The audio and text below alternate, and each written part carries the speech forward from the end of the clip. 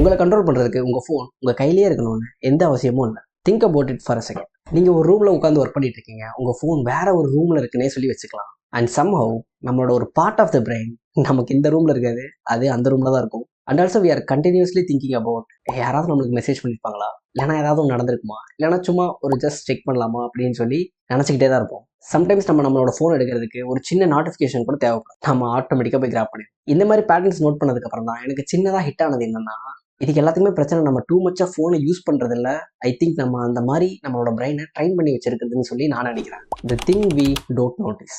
நாம இப்போ எல்லாரும் நம்மளோட நார்மல் டேவை எப்படி ஸ்பெண்ட் பண்ணுறோம்னு சொல்லி திங்க் பண்ணி பார்க்கலாம். நம்ம சாப்பிட்றதுக்காக வெயிட் பண்ணுறோம், ஸோ அதனால நம்ம ஃபோன் செக் பண்ணுறோம். நம்ம எங்கேயாவது போய் நம்ம ஃப்ரெண்டுக்கு வெயிட் பண்ணுறப்போ சும்மா இருக்குமேன்னு சொல்லி ஃபோன் யூஸ் பண்ணுறோம். நம்ம ட்ராவல் பண்ணுறப்போ போர் அடிக்குது, அதனால தான் நம்ம ஃபோன் யூஸ் பண்ணுறோம். நம்ம கொஞ்சம் நேரம் சும்மா உட்காந்துருக்கோம், நம்ம ஏன் சும்மா இருக்கணும்னு சொல்லி நம்ம ஃபோன் யூஸ் பண்ணுறோம். அண்ட் இது ஆட்டோமேட்டிக்காக என்ன ஆகுதுன்னா, நம்ம கான்சியஸாக ஃபோனை யூஸ் பண்ணாமல் நம்ம ஆட்டோமேட்டிக்காக இந்த ஃபோனை நம்ம ஆக்சுவலாக யூஸ் பண்ணிட்டு தான் இருக்கும். ஸோ இது எவென்ச்சுவலாக என்ன ஆகுதுன்னு சொன்னால், எனக்கு கொஞ்சம் போர் அடித்தாலும் நான் என்னோட ஃபோனை ஈஸியாக கிராப் பண்ணிடுவேன், அதாவது ஆட்டோமேட்டிக்காக கிராப் பண்ணிடுவேன். அண்ட் அதில் தான் என்ன ஆகுதுன்னா, நமக்கு கொஞ்சம் போர் அடித்தாலும் அன்கம்ஃபர்டபுளாக ஃபீல் ஆகுது. அதை ஃபீல் பண்ணுறதுக்கு நம்ம ஃபோன் எடுத்து யூஸ் பண்ணுறோம். இப்போ இதை இந்த வேலை கொஞ்சம் திங்க் பண்ணி பார்க்கலாம். நம்ம ஒன்று பண்ணுறோம் அப்படின்னா நமக்கு இன்ஸ்டண்ட்டாக ரிவார்ட் கிடைக்கலன்னா என்ன ஆகும் அப்படின்னு சொல்லி திங்க் பண்ணி பார்க்கலாம். நம்ம ஏதாவது ஒரு புக் எடுத்து ரீட் பண்ணுறதா இருக்கலாம், இல்லைனா கொஞ்சம் நேரம் படிக்கலாம்னு சொல்லி உட்காந்து ஸ்டடி பண்ணுறதா இருக்கலாம், ஸ்கில் அப்கிரேடாக இருக்கலாம், இல்லைனா ஏதாவது ஒரு ப்ராஜெக்டில் ஒர்க் பண்ணுறதா இருக்கலாம். அண்ட் சடன்லி இந்த 5 மினிட்ஸ் நம்ம பண்ணுறது ரொம்ப லாங்காக ஃபீல் ஆகும். இதில் 40 மினிட்ஸ் 1 ஹவர்லாம் நம்மளால் சுத்தமாக முடியாது. அண்ட் அதுக்கப்புறம் நம்மளோட பிரெயினே நமக்கு சொல்லிடும், இதெல்லாம் எனக்கு பிடிக்கல,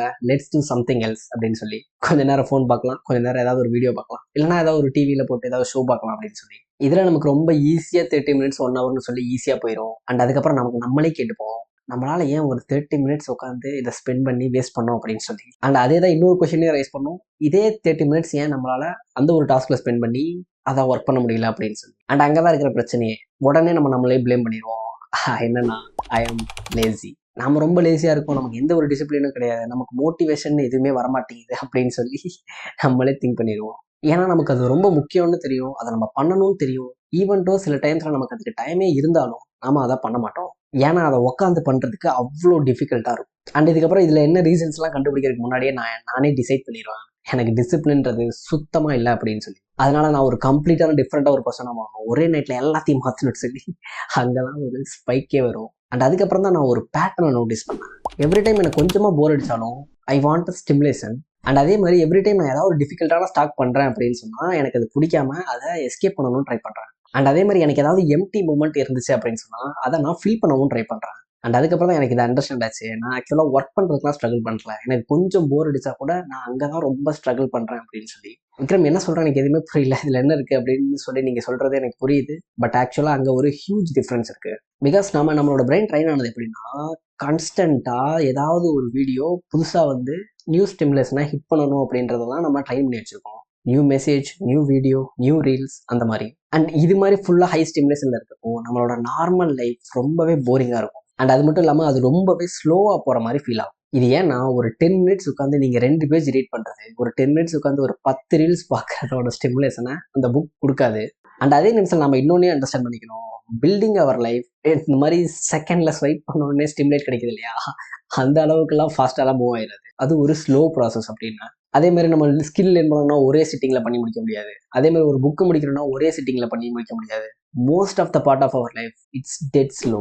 தி பிக்கர் ப்ராப்ளம். இமேஜின் நம்மளோட லைஃப்பில் நமக்கு என்னென்ன வேணும் அப்படின்னு சொல்லி இமேஜின் பண்ணிக்கலாம். Health, career, relationship, financial life, confidence, இது எல்லாத்தையுமே பில்ட் பண்ணுறதுக்கு ஆக்சுவலாக அதுக்கான குவாலிட்டி ஆஃப் டைமை கண்டிப்பாக எடுக்கும். பட் இது இந்த மாதிரி இருக்கிறப்போ நம்ம ஆக்சுவலாக கன்சிஸ்டண்ட்டாக நமக்கு கொஞ்சம் போர் அடித்தா கூட எஸ்கேப் பண்ணிடலாம், கொஞ்சம் எம்டி ஸ்பேஸ் கிடைச்சாலும் ஃபில் பண்ணிடலாம் அப்படின்ற ஹை ஸ்டிமுலேஷனில் ஃபேஸில் இருக்கிறப்போ இதுக்கான டைமை எப்படி கொடுத்து இது எல்லாத்தையுமே நம்மளால் பில்ட் பண்ண முடியாது இல்லையா. மேபி இதில் ஒரு சில விஷயத்தை மாஸ்டர் பண்ணுறதுக்கு 1 மந்த் ஆகலாம், 2 மந்த் ஆகலாம், நமக்கு அதுக்கப்புறம் தான் அதுக்கான ரிவார்ட் கிடைக்கும். நம்ம இந்த மாதிரி இன்ஸ்டன்ட் ரிவார்டில் நம்ம ட்ரைன் பண்ணி வச்சுருந்தோம்னா அதை எப்படி அச்சீவ் பண்ணுறது ரொம்ப கஷ்டமாக இருக்கும். நான் இந்த மாதிரி சோசியல் மீடியாவே அதை எல்லாருமே கில் பண்ணிடுங்க, அதை எல்லாத்தையும் டெலீட் பண்ணிடுங்க, அந்த மாதிரிலாம் எதுவுமே சொல்ல வரல. நான் ஆக்சுவலாக என்ன சொல்ல வரேன்னா, சோசியல் மீடியா நம்மளை கண்ட்ரோல் பண்ணாமல் நம்ம பார்த்துக்கிட்டா போதும், அதான் நம்ம கண்ட்ரோல் பண்ணாலே போதும். அதுக்கான குவாலிட்டி டைமை கொடுத்துட்டு நமக்கான குவாலிட்டி டைமை கொடுத்தோம்னா ஆக்சுவலாக லைஃப் ரொம்பவே ஸ்மூத்தாக இருக்கும், நம்ம நினச்சதையும் பண்ணி முடியும். And this completely change the way of think about discipline. Because நான் முன்னாடிலாம் என்ன நினச்சிட்டு இருந்தேன் அப்படின்னு சொன்னால், என்னால் ஒரு விஷயத்தை ஃபோக்கஸ் பண்ண முடியலன்னு சொன்னாலே எனக்கு சுத்தமாக டிசிப்ளின் இல்லைன்னு சொல்லி நான் நினச்சிருவேன். அண்ட் ஆக்சுவலாக நம்ம இன்னொரு கொஸ்டினையும் கேட்கணும், ஆக்சுவலாக நம்மளோட என்விரான்மெண்ட் அதுக்கு சப்போர்ட் பண்ணுதா இல்லையா அப்படின்னு சொல்லி. நான் இதை ஏன் சொல்கிறேன் அப்படின்னு சொன்னால், இமேஜின் நீங்கள் வந்து குவாலிட்டி ஃபுட்ஸ் ரொம்ப டயட்டில் இருக்கணும், ஹெல்த்தியான ஃபுட்ஸ் மட்டும் தான் சாப்பிடணும்னு சொல்லி வச்சுக்கலாம். ஆனால் உங்களை சுற்றியும் ஜங்க் ஃபுட் இருந்துச்சுன்னா அது எப்படி நீங்கள் கண்ட்ரோல் பண்ண முடியும்? ரொம்ப கஷ்டம் இல்லையா?